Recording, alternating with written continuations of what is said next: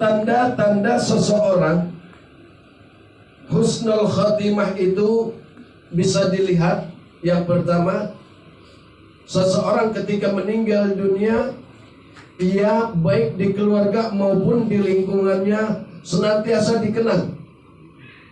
Biasanya kalau ada simpulan, kalau ada almarhum, ya, ketika ada satu musibah atau ada satu kebutuhan tetangga, saudaranya punya ada satu kebutuhan, maka ini fulan biasa membantu, menolong.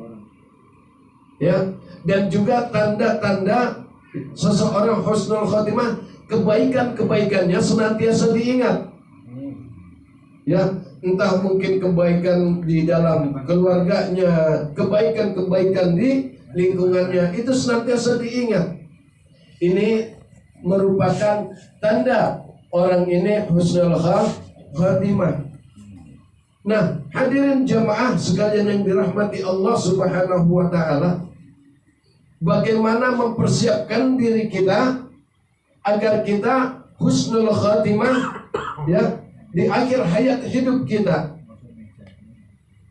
Ya, bahkan bukan cuma husnul khatimah yang kita dapatkan, tapi juga kebahagiaan dunia dan akhirat, kebaikan dunia dan akhirat, keselamatan dunia akhirat. Jangan tinggalkan 5 perkara ini.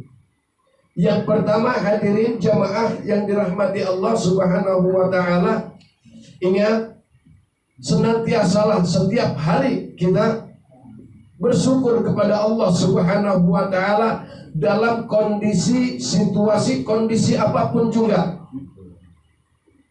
Yakinkan bahwa Allah baik, Allah maha baik, dan apapun yang Allah berikan, apapun yang kita rasakan, apapun yang kita terima, itu yang terbaik dari Allah.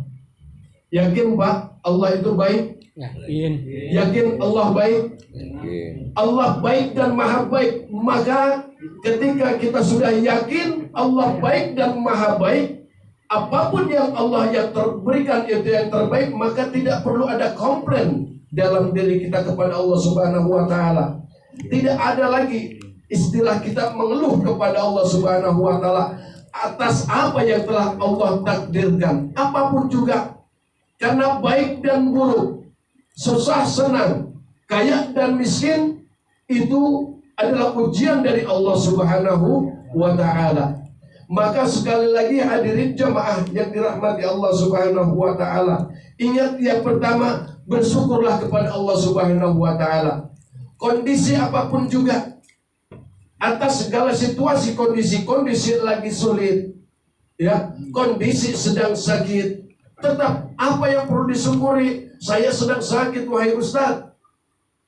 Bersyukurlah ketika seseorang sakit, dia ridho atas takdir Allah, maka sakitnya menjadi ampunan. Amin ya rabbal alamin. Enggak cuma sakit, yang kena musibah, ya. Kemarin-kemarin kita dengar sendiri, bahkan kita lihat mungkin tadi medsos, media sosial atau televisi, ya, saudara-saudara kita yang di Cianjur, yang di Garut, mereka dapat gempa, mereka mendapat satu musibah berupa gempa dari Allah Subhanahu wa taala.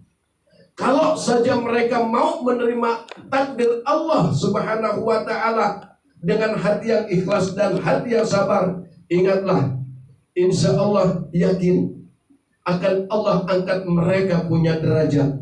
Allah akan hapus mereka punya kesalahan, dan yakinlah Allah akan berikan, ya, bukan cuma pahala yang berlipat ganda, tapi Allah akan ganti dengan ganti yang sebaik-baiknya. Apa yang mereka miliki, ketika apa yang mereka miliki itu hilang, entah terkena banjir atau terkena gempa dan lain sebagainya. Jadi hadirin jamaah sekalian yang dirahmati Allah Subhanahu wa taala, bersyukur pada Allah Subhanahu wa taala setiap saat, bahkan, ya, setiap saat bersyukurlah kepada Allah Subhanahu wa taala. Wa idz ta'adzana rabbukum la in syakartum la azidannakum wa la in kafartum inna adzabi lasyadid. Kalau engkau mau bersyukur atas nikmatku, kalau engkau bersyukur atas nikmatku, maka ketahuilah, ya, aku akan tambahkan nikmatku kepadamu. Demikian janji Allah Subhanahu wa taala. Innallaha la yukhliful mi'ad. Yang kedua, hadirin jamaah sekalian dirahmati Allah Subhanahu wa taala. Ya.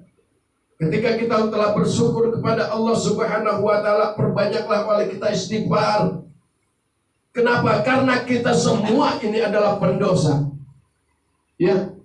Pada saat kita kumpul saat ini, insya Allah alhamdulillah kita orang benar, orang baik semua.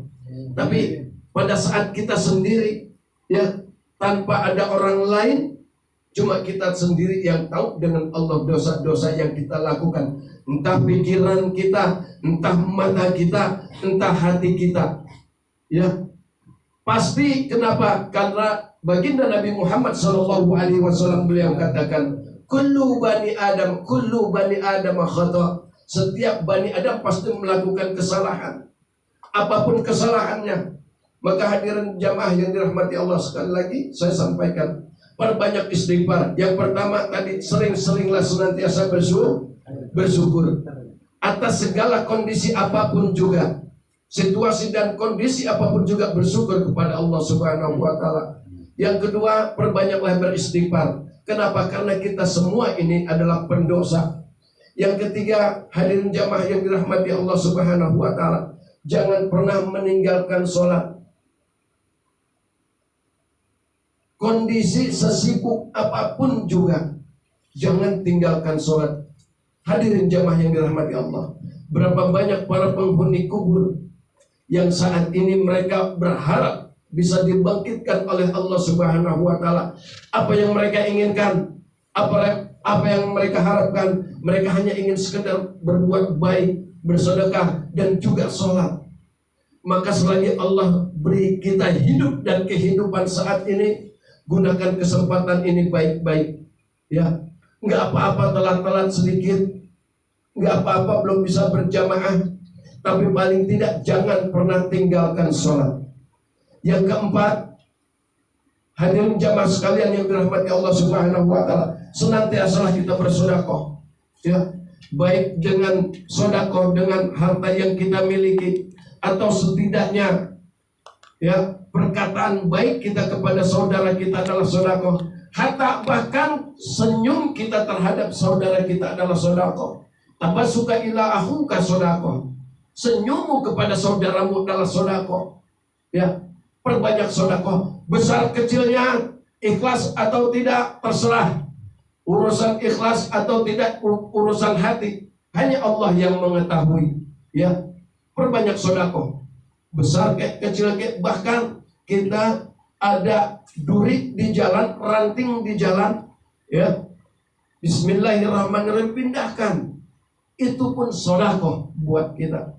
Selanjutnya, yang terakhir, ya, yang pertama tadi, perbanyak oleh kita bersyukur kepada Allah Subhanahu wa taala. Yang kedua, perbanyak istighfar. Kenapa? Karena kita ini pendosa. Yang ketiga, perbanyak oleh kita jangan tinggalkan sholat. Ya, sesibuk apapun, apalagi kondisi lagi santai, jangan tinggalkan sholat. Yang keempat, perbanyak sedekah. Ya, sedekah sekecil apapun, perbanyaklah sedekah. Setiap hari, gitu ya. Bicara ikhlas atau tidak, sekali lagi itu urusan Allah Subhanahu wa taala dengan hati kita. Yang keempat, yang terakhir, perbanyak bersolawat. Kenapa?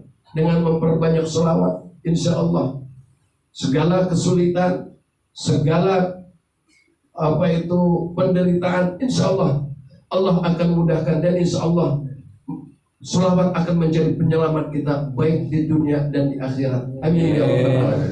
Tidak banyak yang saya sampaikan, paling tidak mudah-mudahan ini bisa menjadi motivasi kita untuk beribadah kepada Allah Subhanahu wa taala. Semoga akhir daripada hayat kita nanti semua husnul khatimah. Allah Subhanahu wa taala terima amal ibadah kita. Diampuni segala dosa dan kesalahan kita. Dibaguskan akhlak kita. Dibaguskan hati kita oleh Allah Subhanahu wa taala. Demikian, billahi taufiq wal hidayah. Assalamualaikum warahmatullahi wabarakatuh. Waalaikumsalam warahmatullahi wabarakatuh.